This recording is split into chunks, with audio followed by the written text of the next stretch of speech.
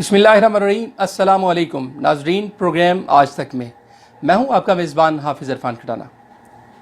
सबसे पहले लातदाद मरतबा दुरूद व सलाम वजह तख्लीक़ कायनात मोहसिन इंसानियत हज़रत मोहम्मद सल्लल्लाहु अलैहि वसल्लम की ज़ात पर और उनकी आल औलाद पर। नाज़रीन गिरामी, जैसे कि आप सब लोग इस बात से बखूबी वाकिफ़ हैं कि इस वक्त कोरोना वायरस की वजह से पूरी दुनिया में लॉकडाउन का सिलसिला जारी सारी है और इस वक्त बहुत सारे ममालिक में जो है लॉकडाउन में नरमी का मुजाहरा भी किया गया और लॉकडाउन की वजह से कारोबारी मराकज़ तो बुरी तरह मुतासर हुए।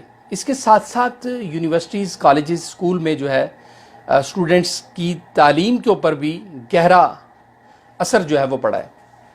तो इस मौजू पर बात करने के लिए हमारे साथ मौजूद हैं। हमारे मेहमान किसी तारुफ के मोहताज नहीं हैं, पहले भी हमारे साथ शो में मौजूद थे और हमने एजुकेशन पे बात की। आज भी हमारे साथ मौजूद हैं कि किसी तारुफ के मोहताज नहीं है, मारूफ मोटिवेशनल स्पीकर, माहिर तालीम और इस वक्त सऊदी अरबिया के अंदर सऊदी हुकूमत के साथ बतौर एडवाइज़र जो है वो अपनी खिदमत सर अंजाम दे रहे हैं प्रोफेसर डॉक्टर नदीम अहमद भट्टी साहब। मैं उनको अपने प्रोग्राम में खुशामदीद कहता हूँ। आज हम उनसे जानेंगे कि इस वक्त यूनिवर्सिटीज़ के अंदर जो उस्ताज़ा पढ़ाते हैं और पढ़ा रहे थे, तो इस वक्त लॉकडाउन की वजह से यूनिवर्सिटीज़ बंद हैं, तो जो ऑनलाइन टीचिंग का सिलसिला है, क्या उसके लिए उस्ताज़ा को नई स्किल्स सीखना पड़ेंगी या उनकी जो पुरानी स्किल्स हैं वो उनके लिए कारआमद होंगी? इस पे आप हमें बताइएगा कि इसके लिए क्या करना होगा। जी खटाना साहब, बात यह है कि हम आपने क्वेश्चन ये किया है कि कौन कौन सी नई स्किल्स फिर सीखना पड़ेंगी यूनिवर्सिटीज़ के प्रोफेसर को अगर हम उनको ऑनलाइन या डिस्टेंस से टीचिंग करना चाहेंगे। तो उसके लिए मेरी गुजारिश ये है कि जो हमारी कन्वेंशनल टीचिंग थी कि जहाँ पे टीचर क्लासरूम में होता है और अपने स्टूडेंट को एड्रेस करता है, उसकी एक अपनी स्किल्स रिक्वायर्ड हैं और वो यहाँ पे अब काम नहीं करेंगी क्योंकि आप फिज़िकली 1-to-1 स्टूडेंट्स के सामने नहीं हैं, जिसकी वजह से आपका वो जो आई कॉन्टैक्ट वाला काम था, वो जो स्टूडेंट को इन्वॉल्व करने वाला काम था, वो अब उस तरह से उसकी ज़रूरत नहीं रहेगी। अब फिर क्या ज़रूरत रहेगी? अब एक नई हमें स्किल की ज़रूरत पड़ेगी कि अगर आप थ्रू मीडिया कम्युनिकेट करते हैं अपने स्टूडेंट्स के साथ, तो यूनिवर्सिटी के प्रोफेसर को इस बात की महारत हासिल करना पड़ेगी कि अगर मीडिया के थ्रू मैं कम्युनिकेट करूंगा तो कैसे इफ़ेक्टिव कम्युनिकेशन होगी। एक बात तो ये चाहिए। अच्छा, ये तो सिर्फ अभी टीचिंग की बात हम कर रहे हैं। आप टीचिंग से अगर आगे जाएंगे तो आप स्टूडेंट को हैंड आउट चाहिए। पहले क्या होता था, क्लासरूम में टीचर जो है वो हैंड आउट लेके आते हैं, स्टूडेंट को देते हैं, स्टूडेंट कॉपी कर लेते हैं या बुक का चैप्टर है वो रिकमेंड करते हैं। अब आपको बहुत सारे अपने नोट्स जो हैं उनको वर्ड फाइल में, पीडीएफ फाइल में बना के अपने लेक्चर के साथ अटैच करके स्टूडेंट को वो पास ऑन करना होंगे। अब ये एक और स्किल है जो टीचर को चाहिए होगा कि किस तरीके से मटेरियल जो आपने डिससेमिनेट करना है टू द स्टूडेंट्स, ये स्किल भी चाहिए। अब असाइनमेंट्स क्या होंगी, प्रोजेक्ट क्या होंगे? अगर आपने क्लासरूम में नहीं जाना तो प्रोजेक्ट्स और असाइनमेंट की नेचर अब थोड़ी डिफरेंट हो जाएगी। तो वो कौन सी असाइनमेंट्स हैं जो आप इस तरीके से दे सकेंगे being as a virtual teacher? तो असाइनमेंट्स क्या होंगी, प्रोजेक्ट किस तरह से होंगे और फिर लोगों को आपस में कैसे आप कोऑर्डिनेट करेंगे? जैसे हमने टीम बिल्डिंग के लिए एक बड़ी उसकी इंपॉर्टेंस समझते हैं और उसके लिए एक स्कोप रखा होता है कि किस तरीके से हम स्टूडेंट्स को इकट्ठा काम करवाएंगे ताकि एक टीम बिल्डिंग और शेयरिंग और पार्टिसिपेशन जो है वो इनकरेज हो। लेकिन अगर आप वर्चुअल टीचिंग में आते हैं तो फिर इसके लिए क्या होगा? तो फिर आपने ग्रुप फॉर्म करने हैं। अब ग्रुप कैसे फॉर्म होंगे, ग्रुप आपस में कैसे कोऑर्डिनेट होंगे, ग्रुप एक दूसरे के साथ कैसे कोऑर्डिनेट करेंगे और आप ग्रुप को कैसे सुपरवाइज करेंगे, ये एक और स्किल है जो चाहिए होगी। सबसे आखिर पे एक बहुत बड़ी इंपॉर्टेंट चीज़ है टेस्टिंग, कि नॉर्मल सर्कमस्टांसेस में टीचर जो है वो टेस्ट बनाते हैं, टेस्ट लेके क्लासरूम में जाते हैं, स्टूडेंट टेस्ट को सॉल्व करता है, टीचर मार्क करता है। अब हमें ऑनलाइन टेस्टिंग करना पड़ेगी। ऑनलाइन टेस्टिंग बहुत सारे universities world wide online testing already कर रही हैं, लेकिन हमने ऑनलाइन टेस्टिंग कैसे करना है, उसका टेस्ट कैसे बनाना है, मल्टीपल चॉइस टेस्ट कैसे बनाने हैं, अगर आपके पास शॉर्ट आंसर क्वेश्चन है वो कैसे बनाने हैं, टाइमिंग कैसे सेलेक्ट करनी है, ये इटसेल्फ एक नया एरिया है जिसके ऊपर एक्सपर्टीज चाहिए टीचर्स को। तो हम बात ये कर रहे हैं कि वर्चुअल टीचिंग में आके एक स्किल सेट नया डेवलप होगा और उस नए डेवलप होने वाले स्किल सेट के लिए जो यूनिवर्सिटीज़ की एडमिनिस्ट्रेशन है पाकिस्तान में, उनको अपने टीचर्स को ट्रेन करना पड़ेगा इन सारे कामों के लिए। अब ये तो बात होगी हमारी टीचर का जो इंटेलेक्ट है उसको कैसे हमने यूज़ करना है या इम्प्रूव करना है। अब इसके साथ साथ हमें ज़रूरत पड़नी है इंफ्रास्ट्रक्चर की, कि अच्छा कैमरा, अच्छा माइक, अच्छा फास्ट इंटरनेट, ये सारी चीज़ें अगर टीचर्स के पास घरों में नहीं हैं, क्योंकि अब टीचर ने अपने घर से पढ़ाना है और अपने घर में एक एरिया होना चाहिए जहाँ पे, जिसको आप सेमी स्टूडियो कह लें, जहाँ बैठ के टीचर टीच करे। घर में बैठ के अगर आप प्रोजेक्टर साथ यूज़ कर सकें, पावर पॉइंट जो है आपकी वॉल के ऊपर आ रही हों, ये चाहिए हमें। तो हर टीचर को प्रोजेक्टर चाहिए, हर टीचर को अच्छा इंटरनेट चाहिए, हर टीचर के पास बेहतर लैपटॉप होना चाहिए। ये वो इक्विपमेंट है जो टीचर्स के लिए रिक्वायर्ड है। अब वो कैसे आना है, कैसे उसका अरेंज होना है, we have to think about. अब इसका दूसरा पार्ट ये है कि हर स्टूडेंट के पास भी ये सारा कुछ होना चाहिए, कि हर स्टूडेंट जिसने लेक्चर को अटेंड करना है उसके पास भी वो फैसिलिटीज़ हों, या तो उसके फ़ोन के ऊपर वो लेक्चर आ रहा हो या उसके लैपटॉप के ऊपर आ रहा हो, और फास्ट स्पीड इंटरनेट हो, इंटरेक्ट करने वाला कोई सॉफ्टवेयर हो जिसके ज़रिए स्टूडेंट अपने टीचर से इंटरेक्ट कर सके। तो ये जो कटाना साहब बात मैं कर रहा हूँ कि यूनिवर्सिटीज़ बंद होने की वजह से, ये कोरोना की आमद की वजह से हमें ऑनलाइन टीचिंग पे आना पड़ गया और हमें वर्चुअल टीचिंग पे आना पड़ गया। आपका क्वेश्चन ये है कि क्या हमारा जो एग्जिस्टिंग टीचर की जो स्किल सेट है वो काम आएगी या हमें नया स्किल सेट चाहिए?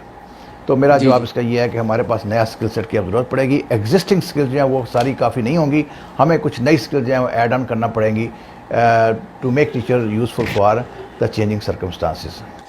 बहुत शुक्रिया डॉक्टर साहब। मैं अब आपसे दूसरा सवाल ये जानना चाहूँगा कि इस वक्त जो यूनिवर्सिटीज़ के हवाले से मैं चाहता हूँ कि अपने नाजरीन के साथ ये बात शेयर की जाए कि यूनिवर्सिटीज़ का क्या रोल है इसमें। आज से पहले और आज के जदीद दौर में आप यूनिवर्सिटीज़ का क्या किरदार समझते हैं, आप यूनिवर्सिटीज़ को किस निगाह से देखते हैं, ये हमारे नाजरीन को जो है इस हवाले से ज़रूर आगाह कीजिए। जी ओके, आपका जो दूसरा सवाल आप कर रहे हैं कि क्या ज़रूरत है इस कदर टीचर्स को, यूनिवर्सिटीज़ को इसके ऊपर कंसंट्रेट करने की, जैसे हमने स्कूल बंद कर दिए हैं, यूनिवर्सिटीज़ भी बंद कर दी जाएं, तो क्या रोल है बेसिकली यूनिवर्सिटीज़ का मुल्क की डेवलपमेंट में, मुल्क की इम्प्रूवमेंट में, कि हम यूनिवर्सिटीज़ को बंद करने के बजाय हम ये पैरेलल और अल्टरनेटिव सिस्टम जो है उसके ऊपर आना चाह रहे हैं। उसमें पहली बात तो आप ये समझिएगा कि universities are very very important. किसी भी मुल्क की डेवलपमेंट में यूनिवर्सिटीज़ का बहुत बड़ा रोल है। अनफॉर्चुनेटली पाकिस्तान में अभी तक हम एजुकेशन का रोल जो है उसको बहुत समझ नहीं सके।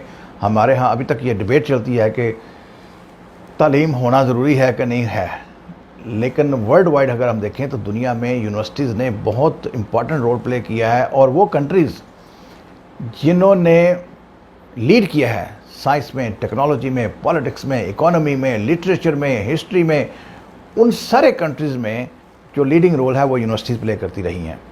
मैं आपको सिर्फ एक छोटा सा पॉलिटिकल सिनेरियो बताता हूँ कि अगर आप यूएसए को आप देखें कि Harvard university which is one of the top universities of the world, जो टॉप रैंकिंग में हम लेते हैं, हार्वर्ड यूनिवर्सिटी ने 8 अमेरिकन प्रेसिडेंट प्रोड्यूस किए हैं।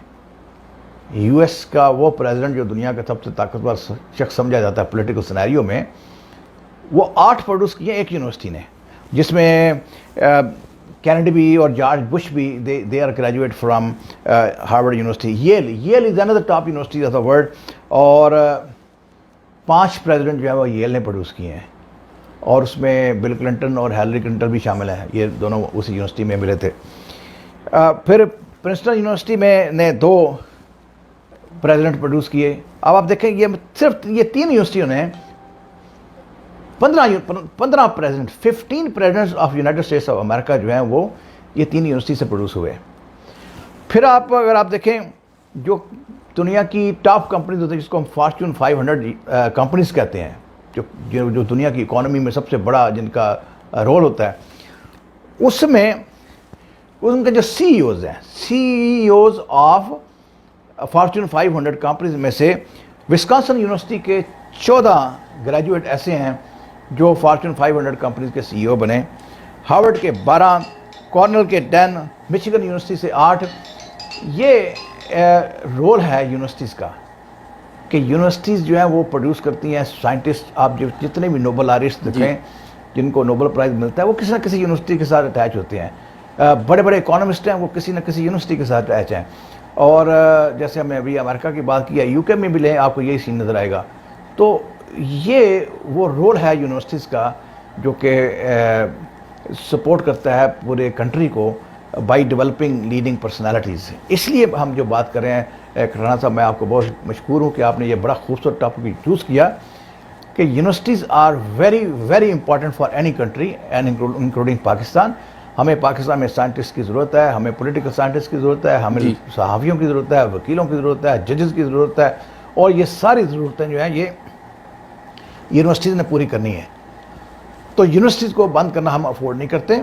हमें इसलिए सोचना पड़ेगा कि अगर किसी वजह से ये कोरोना वाला इशू ड्रैग होता है तो हमें बैकअप सिस्टम क्या बनाना है, और उसके लिए जैसे आपने ये प्रोग्राम रखा कि हमें टीचर्स को नए सिरे से ट्रेन करना पड़ेगा और यूनिवर्सिटीज़ की अहमियत को समझना पड़ेगा। यूनिवर्सिटीज़ को बंद हम नहीं कर सकते, हमें उस सिस्टम को आगे चलाना है।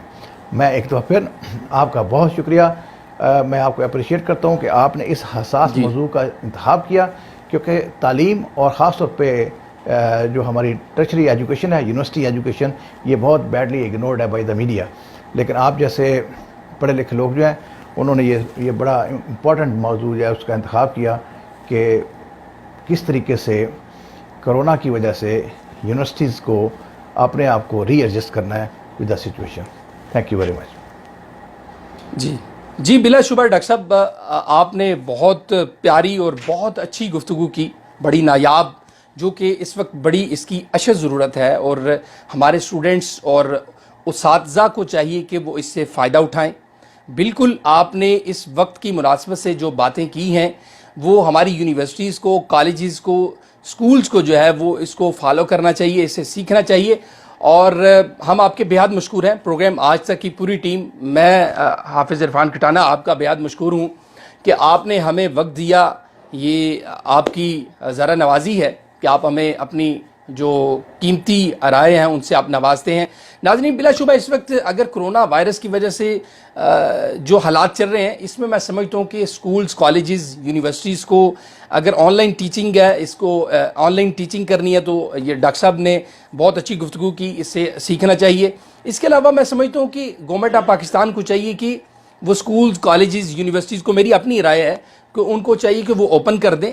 जो इस वक्त SOPs हैं वो उस पर बेहतरीन तरीके से जो काम किया जा सकता है वो स्कूल कॉलेजेस के अंदर किया जा सकता है। उस पर भरपूर तरीके से जो है वो उन इक़दामात पे काम किया जा सकता है, उनको फॉलो किया जा सकता है, और उनके थ्रू जो है उनके घरों में भी जो है वो उन SOPs के ऊपर अमल किया जा सकता है। तो नाज़रीन, आज से आपने देखा कि हमने आज जो बात की है वो यूनिवर्सिटीज़ का जो क्या रोल है, और इसके लिए हमें कौन कौन सी जो है वो अपनी इस पे जो है वो हमें अमल करने की ज़रूरत है और किन चीज़ों को समझने की ज़रूरत है। तो हम फिर दोबारा अपने मेहमान प्रोफेसर डॉक्टर नदीम अहमद भट्टी साहब के बेहद मशकूर हैं कि उन्होंने हमें वक्त दिया। तो नाज़रीन, प्रोग्राम आज तक में अब तक के लिए इजाज़त दीजिए हाफिज़ इरफान खटाना को। आइंदा इंशाअल्लाह अगले प्रोग्राम में आपके साथ मुलाकात होगी। तो अब तक के लिए अल्लाह हाफिज़।